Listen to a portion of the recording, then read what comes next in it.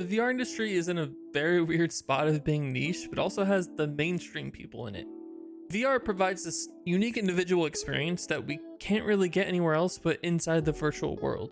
Games are truly what bring us that unique experience, and if we look at all the games so far, there are only a few that really come to mind. Half-Life Alyx, VR Chat, Pavlov VR, Boneworks are all really the great ones, but the smaller game studios are the ones that really are blowing up right now. These games can seriously come out as some of the most fun and entertaining experiences out there for VR. When it comes to games just for fun, I sort of love playing Into the Radius and Ghost of Tabor. These sort of bring out the best in terms of what VR can provide, especially on the multiplayer side. Ghost of Tabor, which is basically a VR version of Escape from Tarkov, is one of these unique experiences for me. It takes the whole feeling of losing everything while giving you chances to gain everything. A win it all or lose it all type deal. This game seriously shines in terms of gameplay, but I'll talk about that game in a different video.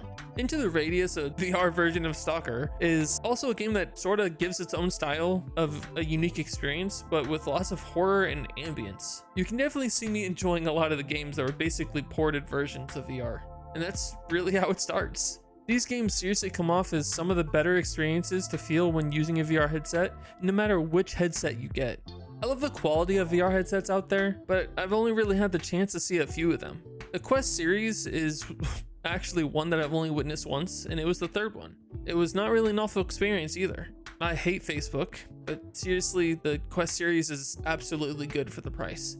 Quest 3 is mind-blowing for the standalone VR experience and really shows insane performance with a lot of different games. If I didn't have the Index, or maybe even later down the line, I might still get one.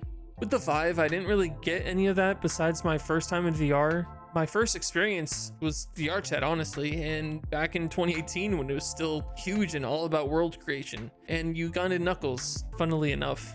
I was crazy in love with the graphics I was witnessing, even with my GTX 1050 Ti. Not really a good one. I didn't get a lot of frames, nor was I really able to play for long because of how my PC ran, but I was loving it. It was new, it was fun, it was VR. This was seriously a huge turning point in my gaming experience, and actually was the reason why I now am working in the game design industry. It was what set in motion my favorite experiences to date, and I honestly really thank HTC for that. The Valve Index is probably my favorite headset to date, and yes, that makes me out to be a Valve fanboy, I get it. I try not to be. I just really like the controllers a lot and enjoy a comfortable PC VR setup. The quality I get from having this headset far outweighs the cost of it for me, and I thoroughly have still enjoyed my time with it. Each time I hear sounds or see these gorgeous views with this headset, I'm still in awe. With a Ryzen 7 7800 X3D and an RTX 4090, I've never really been more immersed in a virtual reality experience, and I cannot express the exact clarity I can see things in. Each game I've played, each time I read in VR, each time I boot up games to be with friends, I'm still blown away by the quality of a headset made in 2019. Thank God that the Valve Index was made. The comfortability that VR can have is sort of all over the place. You have the Quest series that doesn't really have comfortable straps, but the controllers are quite comfortable to hold. You have to really buy those headset straps for about like $50 or something to make them comfortable for you. With headsets like the Valve Index, oh my god, it is instantly comfortable. I love the Valve Index head strap as it sort of coddles your head a lot and sort of offsets the weight of the front. The headset itself does kind of get hot. I have a third-party accessory to keep it cool. It's actually the Kiwi cooler. Even then, it can still get hot after a few hours of use. It's also pretty bulky and heavy, but the comfort seriously helps more than most of the headsets I've actually tested.